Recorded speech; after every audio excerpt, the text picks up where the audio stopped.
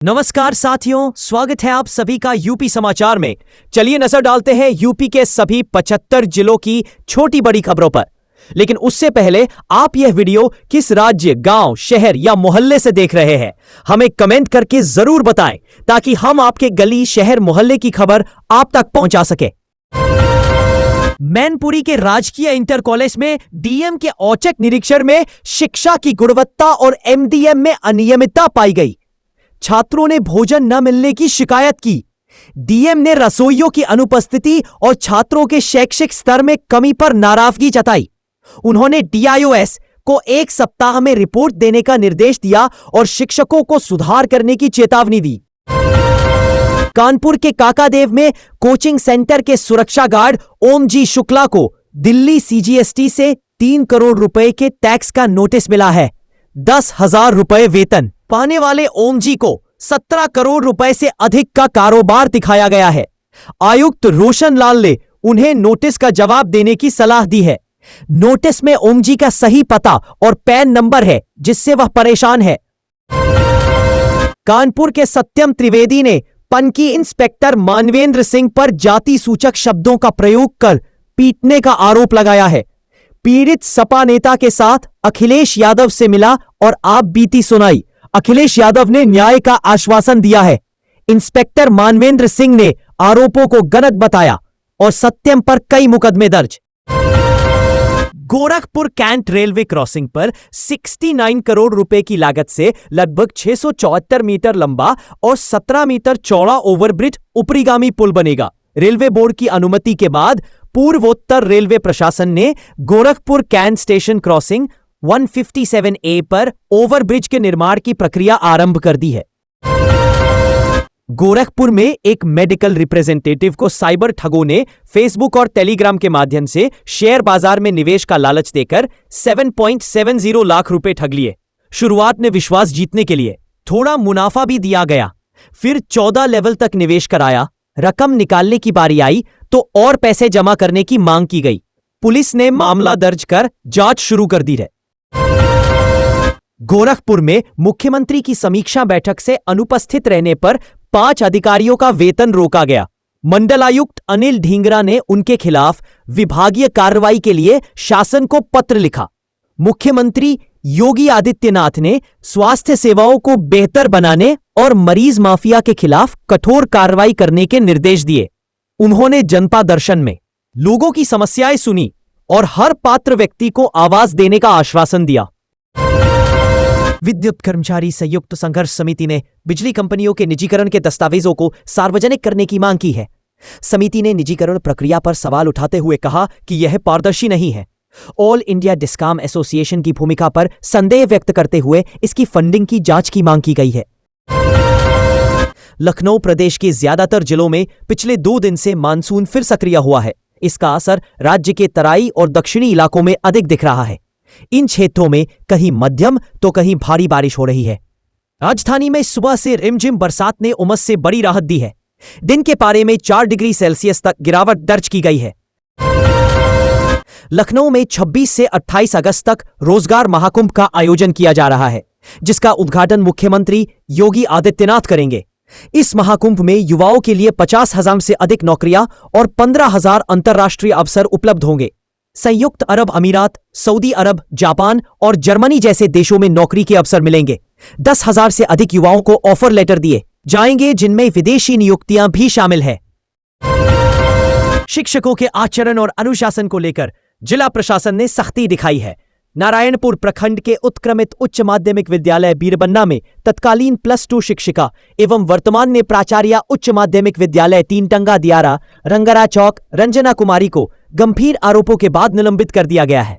यह कार्यवाही प्रखंड विकास पदाधिकारी द्वारा दिए गए जांच के आधार पर जिला शिक्षा पदाधिकारी निर्देश पर डीपीओ स्थापना द्वारा की गई है।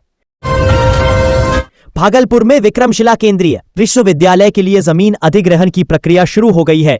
भू अर्जन विभाग रैतों का सर्वे कर रहा है, जिसके बाद उनके नाम प्रकाशित किए जाएंगे। फिर 60 दिनों तक दावा आपत्ति ली जाएगी। जिलाधिकारी के नेतृत्व में एक समिति जमीन की कीमत का निर्धारण करेगी, जिसके बाद भुगतान की प्रक्रिया शुरू होगी। लगभग 215 एकड़ भूमि का अधिग्रहण किया जाना है।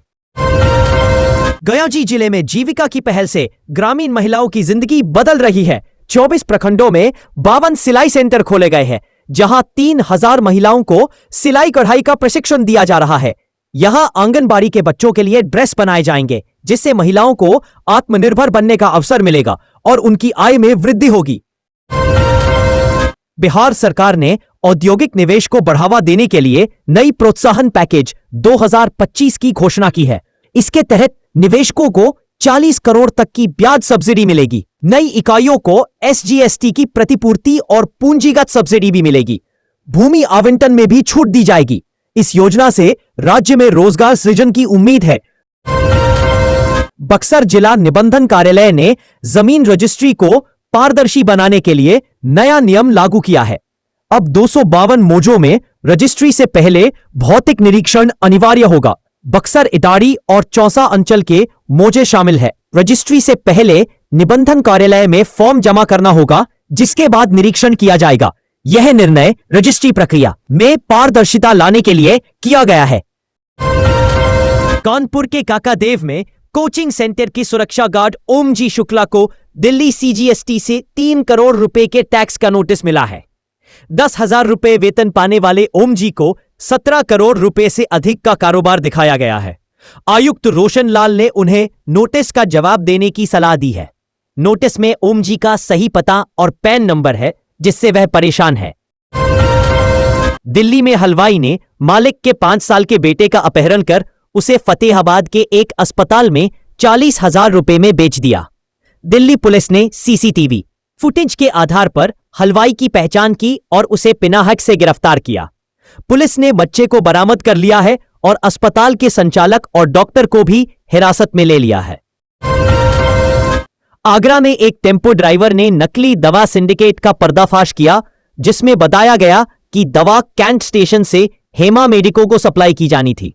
STF और औषधि विभाग के जाल में दवा कारोबारी हिमांशु अग्रवाल फंस गया। ड्राइवर सरकारी गवाह बनने को तैयार है। उसने पहले भी कई जगह दवा सप्लाई करने की बात कबूली। आगरा में नकली दवाओं की कारोबार का पर्दाफाश हुआ है। दवा माफिया ने आर्टिफिशियल इंटेलिजेंस AI की मदद से सैनोफी कंपनी के QR कोड की सुरक्षा तोड़कर नकली दवाएं बाजार में खपा दी। जांच में पाया गया कि 29,000 स्ट्रिप पर एक जैसा QR कोड है। टीम ने 5 कंपनियों की 14 दवाओं के नमूने लिए हैं। त्रिस्तरीय पंचायत चुनाव 2026 की मतदाता सूची के पुनरीक्षण अभियान में लापरवाही बरती जा रही है। बूथ लेवल अधिकारी BLO घर घर नहीं जा रहे हैं। लापरवाह 50 BLO को चिन्हित किया गया। कई BLO ने ड्यूटी करने से इनकार कर दिया तो कुछ ने अपने मोबाइल को बंद कर रखा है, बस्ता तक नहीं लिया है। आगरा के सहायता प्राप्त कॉलेजों में BA, BSc और BCom की कई सीटें खाली हैं, जिससे छात्र परेशान हैं। समर्थ पोर्टल पर पंजीकरण की अंतिम तिथि बढ़ने के बाद भी सीटें खाली रह गई हैं। कॉलेजों ने सीटें बढ़ाने का प्रस्ताव भेजा था, लेकिन विश्वविद्यालय प्रशासन ने अभी तक कोई निर्णय नहीं लिया है। कई छात्रों ने प्रवेश के लिए आवेदन किया है। बाल विकास सेवा एवं पुष्टाहार विभाग की निदेशक सरनीत कौर ब्रोका ने बताया कि उत्तर प्रदेश अधीनस्थ सेवा चयन आयोग द्वारा अभ्यर्थियों का चयन किया गया है। ये कदम आंगनबाड़ी तंत्र को न सिर्फ मजबूत करेगा, बल्कि महिला बाल विकास सेवाओं को नई ऊर्जा देगा। जम्मू में बाढ़ और भूस्खलन से रेल यातायात प्रभावित होने पर 7,000 यात्रियों ने अपने टिकट रद्द कराए हैं। रेलवे के अनुसार अमरनाथ एक्सप्रेस व कामाख्या वैष्णो देवी एक्सप्रेस सहित 8 ट्रेनें प्रभावित हुईं और कई को बीच रास्ते रोकना पड़ा।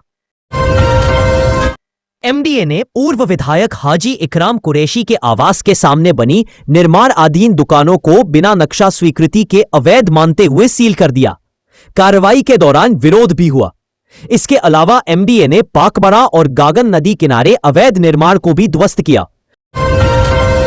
पुलिस स्कूल पहुंची और शिक्षक को हिरासत में लेकर थाने ले आई। इसके बाद अभिभावक भी थाने पहुंच गए। एक छात्र के पिता कमल सिंह ने शिक्षक शाकिर हुसैन के खिलाफ रिपोर्ट दर्ज कराई, जिसके बाद उन्हें गिरफ्तार कर लिया गया। पुलिस सूत्रों के मुताबिक दोनों व्यक्ति मॉल बनाने की प्लानिंग कर रहे थे। उसके लिए जगह देखी जा रही थी। एक जगह चिन्हित हुई, लेकिन बाद में वह सरकारी निकली। इस मॉल में कई दुकानें, कॉम्प्लेक्स और अन्य व्यावसायिक प्रतिष्ठान खोलने की तैयारी थी। संभल के मोहल्ला ठहर स्थित शिव मंदिर से साईं बाबा की प्रतिमा हटा दी गई है। यह प्रतिमा 2011 में स्थापित की गई थी। शुक्रवार को हुई बैठक में पुजारी आचार्य अवनीश शास्त्री और श्रद्धालुओं ने प्रतिमा हटाने का निर्णय लिया। अब मंदिर में गणेश जी की मूर्ति स्थापित की जाएगी। बाराबंकी ने 2 छात्रों के साथ दरिंदगी का मामला सामने आया है।